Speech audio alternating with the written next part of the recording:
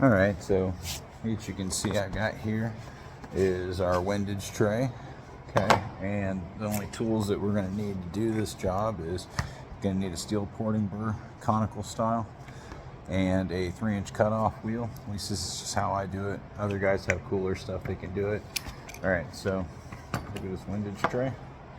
So these are all of the cuts. Maybe you can try and study this. So everywhere that the red paint penning is where you need to have a cut so that the ARP hardware can pass by. All right, and then a couple tips about this thing is if you brake clean this off, I prefer to leave them semi oil saturated as I go through this process. So what I'm going to be doing is I'm going to be making cuts with my cutoff wheel, 2 slots. I kind of drag it down and I start getting the metal thin, and then switch over the die grinder to the conical burr, and then I just slowly port that thing out just to make it smooth and nice, and I try to keep all of the outside structure intact, keep as much rigidity as possible. I leave them oil saturated like this so that they don't rust. So what I do is after I do this grind process and I clean all this stuff up, I'll show you, and then I brake clean off this whole thing, blow it off, and then I rebathe it in brand new motor oil. And the reason is because this windage tray will immediately rust. I'm talking that day it'll rust. So a lot of guys will brake clean off their windage tray, they'll assemble their motor, and then they won't actually turnkey fire it for quite some time.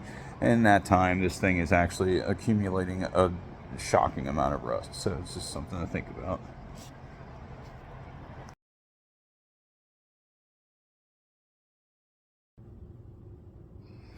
All right, so earlier we were talking about the windage tray, and now we've gone on to doing the O-ring install on the cylinder head deck. So I've already done almost all of them. I've got these last 2 to do, but you can see that we've got the 18 gauge straight wire, and what we're going to do is we're going to conform it into a shape like that. Now, things to think about is so that after you cut this thing with a pair of shears or dikes, you're not going to have a flat edge. So what you're going to end up doing is you're going to use a file like this, and you're going to file that thing flat, and then what you're going to do is line it up with that head stud anchoring point, get the maximum clamping force on it, and then you're just going to kind of get it to conform to the shape so that you know the exact length that it's going to need to be. All right, so you can see we're pretty close, and we have a very slight overlap. So that's kind of a good starting point right there. So this would be one that I'm going to go ahead and stab, and then I'm going to go ahead and work it all the way around. And what you're going to do is you're going to work it to probably about the last maybe 30% of it or so, maybe 40%. And the reason is that you're going to have to do some file fitting over here. So we're going to start with this other one over here on cylinder number 3. So what I've already got going on is file dikes. Now this is what I use. I mean, everybody uses something different, but I have a bad screwdriver. I just cut the shank head off of it, and then I use the hard plastic end to actually run this copper wire, and it prevents me from marring the deck finish of the block. So this one, I know that I need to file fit it a little bit better. So what I'm going to do is run a paper towel up under it like that, and then we're just going to sit there and run back and forth until I get it what I consider to be close. And then I may pull it back, and then I may do it a little bit further, but this is one of those things where it's better to remove a little bit than a lot. This will just kind of give you an idea of the process. It's very time consuming and just tedious, so take your time with it. Most important thing is just to not ever damage the deck or the block itself.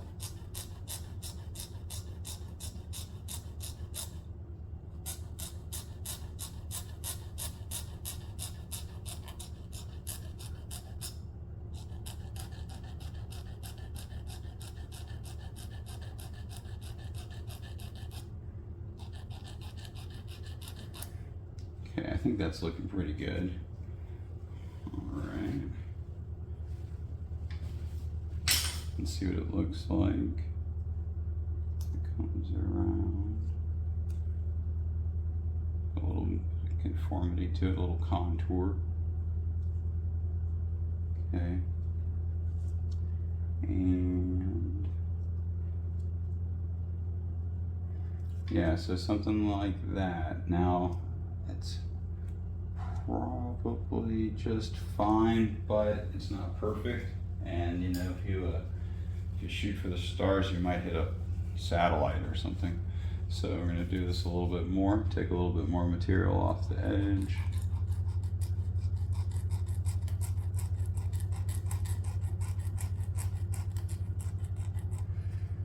You know, this is the time-consuming part of building engines.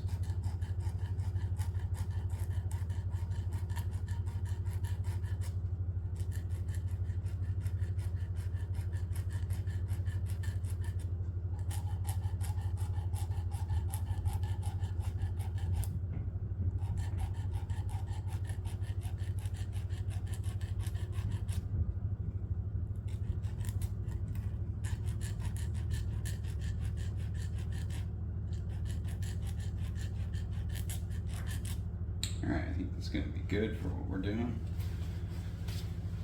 All right, now I use a short handle heavy-weighted hammer to do this. Just makes it a little bit easier for me for wrist dexterity. Okay, so you can see we made up pretty good right there. So what I'm going to do is my initial stab point is going to be at the end where this meets. Let's get a little bit better contour. You know, this stuff's really forgiving. You know, so if you mess up, you know, it's not the end of the world. Just pull it and redo it. Okay, so that one's stabbed. Maybe I'll run it back slightly.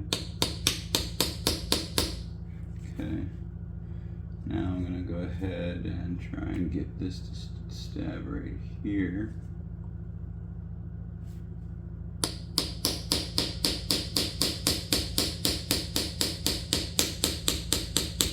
Bring it around. Yeah, it's looking pretty good. I think I'm gonna get it. All right.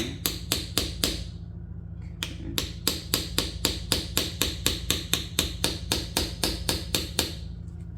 It's looking good. So go ahead and come back to some of the points that I hadn't stabbed. Good enough. All right, we're gonna go ahead and run it around the whole entire guy. Now you can see that I'm kind of constantly changing the striking surface as to how it hits it. That's just to ensure that I don't dead blow it twice in a compressed area of plastic, and just make sure that I have a very even contact path all the way around this guy.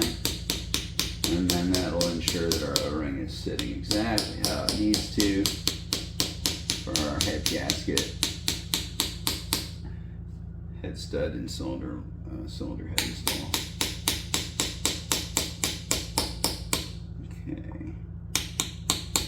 Okay, so that's looking pretty good right there. Now, ideally, what you want is you want to almost be able, you know, not even almost be able to touch that with a fingernail, you know, if you do that correctly. But flat on flat with slight amount of compression with the two butt ends, that's what you're looking for. And then, of course, you know, under clamping load compression of the cylinder head itself, you know, that thing's going to mushroom out, and I promise it'll definitely seal. So we got this guy right here. Let's go ahead and stab this one. We're lining it back up with a with one of the head studs. Maybe I'll get it this way. Looks better. All right. So let's go ahead and try and stab this guy.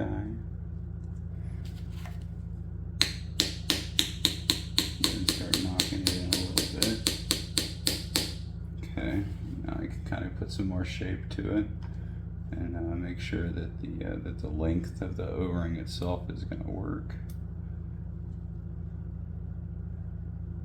Okay, I think that one actually might be really good. So let's just go ahead and run with what we've got and get it close.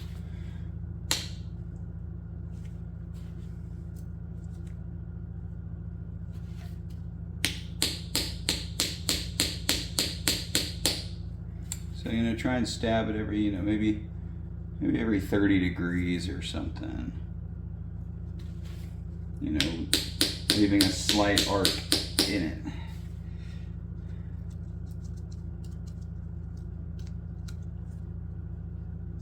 You know, and the reason that, you know, you don't want to dead set and go ahead and run this whole thing in is just like if you have to pull it out, if you get something wrong, if you have to pull it out, or the fact that you're going to have to peel it back slightly to do your file fitting.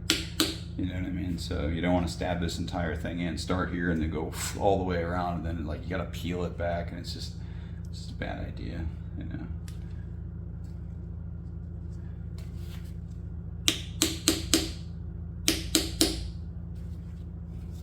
Okay, let's see what we're looking like. Looks like, I think we've got a pretty little piece of debris. Looks like we got a pretty good match.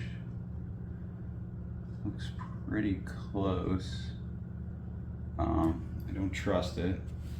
It's very close, but we're gonna do a little bit of filing on that one just to make sure. And of course, whenever you do this, you see how I've slightly backed up number one cylinder, or backed up the piston. You know, obviously do that. So let's do a little bit.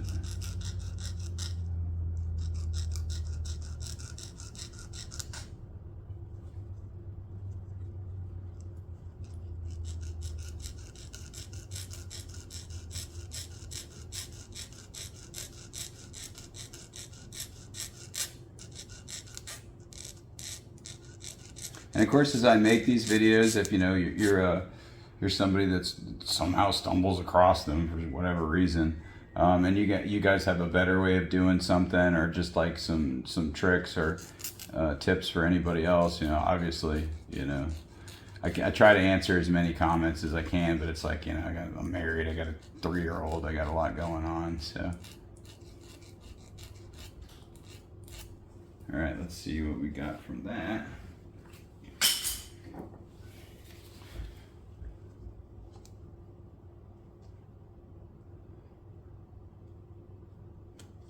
I think that one's looking pretty good. So I'm going to go ahead and try and stab that one.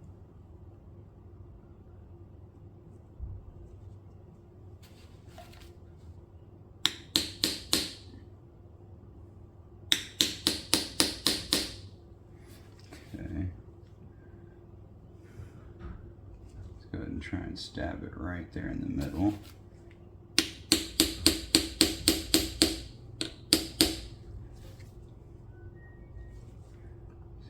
Back this one up a little bit.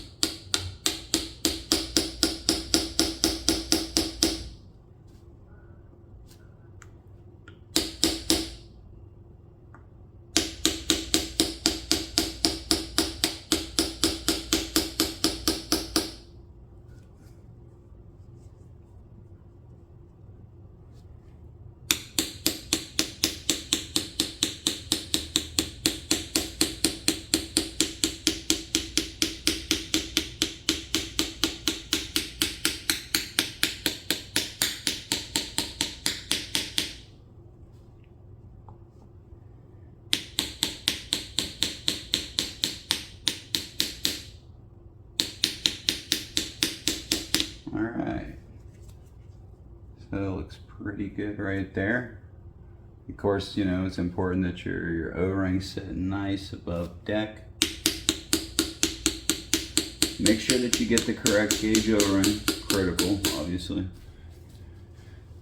All right, so it's looking pretty good. So the next thing that we're going to be getting into is the head studs, head gaskets, and cylinder heads.